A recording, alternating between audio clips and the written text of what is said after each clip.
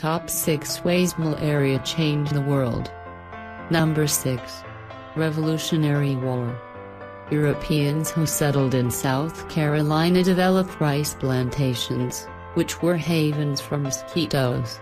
A visitor to the area at the time said that the malaria was so bad that Carolina in the spring is a paradise, in the summer a hell, and in the autumn a hospital. Especially hard hit were young people who died in droves. Number 5. The Civil War. As we mentioned in the prior entry on the Revolutionary War, people who grew up in the South were generally more exposed to malaria, and if they survived childhood, that usually meant that they had built up a resistance to it. This resistance also played a large part in another war that defined America, the Civil War. Number 4. European colonization of Africa. One of the early treatments for malaria was a substance called quinine. Quinine comes from the bark of cinchona trees, and the first documented case of its use to treat someone for malaria was in Peru in 1630. After Europeans colonized South America, they shipped quinine back to Europe. Number 3. The Pacific War.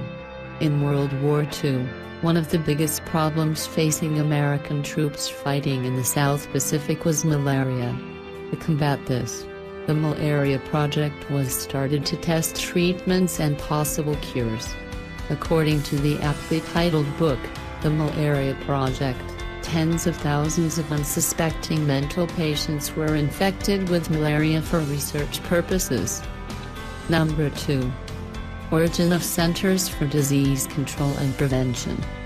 Founded in 1946, the Centers for Disease Control and Prevention, CDC, is the leading American public health organization, and their main focus is researching disease control and prevention. The roots of the CDC are found in World War II, when the American government was conducting malaria research. Number 1. Widespread use of DDT.